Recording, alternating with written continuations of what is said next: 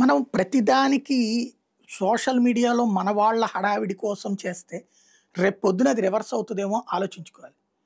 పోలీసులు అన్యాయంగా ఏడిపించుకు తినడం ఏంటి? ఇప్పుడు ఒక నిందితుడిని కోర్టుకి హాజరుపరిచేటప్పుడు అతనికి తిండి పెట్టకుండా ఉండటం చట్టవిరుద్ధం, నిబంధనల విరుద్ధం. అతనికి తిండి పెట్టాలి. రోడ్డు మీద ముష్టేసినట్టు ఇట్ట బెటర్ కదా, అటు పోలీసులు తినాలి కదా. ఆ తినేటప్పుడు పక్కన ఎక్కడో హోటల్ దగ్గర ఆగుతారు. ఆ డబ్బులు వాస్తవంగా పోలీసులు డిపార్ట్మెంట్ నుంచి క్లెయిమ్ చేసుకుంటారు. బట్ నిందితుడి తరపున వాళ్ళే ఖర్చు పెడతారు.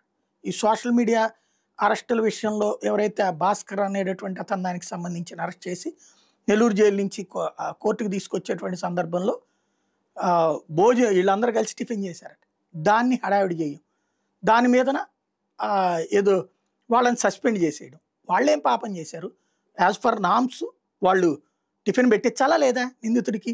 వాళ్ళు కూడా తినాలా లేదా? ఇది నిబంధనలో ఉందా లేదా? రెస్టారెంట్లో కాకుండా రోడ్డు మీద ఏమైనా పడుకోబెట్టి పెట్టమన్నారా, లేకపోతే వీళ్ళు ఏమైనా వండి పెడతారా?